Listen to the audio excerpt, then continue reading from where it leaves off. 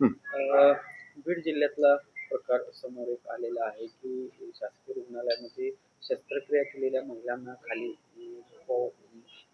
त्यांना बेड उपलब्ध नसल्यामुळे जमिनीवर झोपवण्याची वेळ आल्याची परिस्थिती बघायला मिळाली. कसं बघताय तुम्ही त्या सगळ्या आरोग्य परिस्थिती? नाही, मी असं आता ही बातमी बघितल्यानंतर मी स्वतःच DHOशी तिथल्या बोललो, तिथल्या THOशी बोललो आणि तिथल्या MOशी पण बोललो आणि विशेषतः त्या पेशंटशी मी बोललो. एकूणच दर दिवशी दर महिन्याला आपण जो कॅम्प करतोय, त्या कॅम्पमध्ये एकूण ऑपरेशन्स करायचे असतात, त्याच्यापेक्षा संख्या वाढली आणि ती वाढलेल्या संख्येमुळे थोडासा हा पेशंटला त्रास झाला.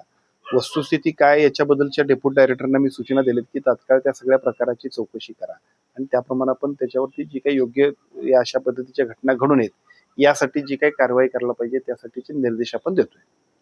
दुसरी बाब म्हणजे संजय गायकवाड आमदार यांनी एक वादग्रस्त त्यांचा ऑडिओ व्हायरल होतोय, जो प्रशांत आंबे यांना त्यांनी फोन केला, जीवे मारण्याची धमकी देखील दिली आणि या सगळ्या प्रकाराचं ते समर्थन देखील करताना दिसतंय. नाही, अशा पद्धतीनं लोकप्रतिनिधी म्हणून थोड्याशा घटना अशा होणं बरोबर नाही. आता हा विषय ज्या पद्धतीने झाला ते अपेक्षित नाही. ह्या सगळ्या घटनाक्रमाबद्दल थोडंसं आम्ही सगळ्या मंडळींनी संयमानं जायला पाहिजे, इतकं निश्चित आहे. पण एकनाथ शिंदे यांनी या संदर्भात आता कारवाईची भूमिका घ्यावी अशा पद्धतीची मागणी आता पुरोगामी संघटना करतायत. गायकवाडांचा राजीनामा घ्यावा किंवा राज्यपालांनी तशी कार्यवाही करावी अशी मागणी आहे. हरकत नाही, तो प्रत्येकाचा अधिकार आहे. अशा पद्धतीच्या घटनेनंतर प्रतिक्रिया उमटत राहतील, तो प्रत्येकाचा अधिकार आहे. संजय गायकवाड यांनी अशा पद्धतीची वक्तव्य असतील किंवा अशा पद्धतीच्या भूमिका याआधी पण घेतलेल्या होत्या. मुख्यमंत्र्यांकडनं त्यांना समज देखील नव्हती का अशा पद्धतीने वागणे वगैरे?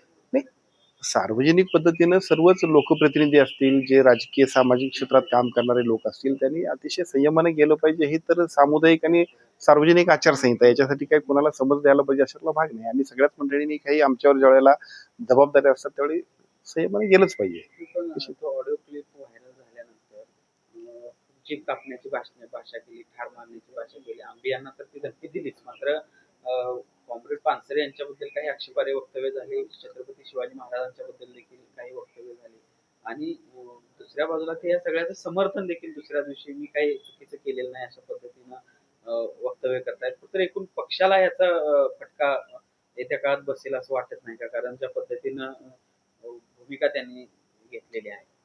मला असं वाटतं की त्या सगळ्या घटनासंदर्भात आमचे मुख्य नेते त्यांच्याशी बोलतील आणि त्या सूचना देतील.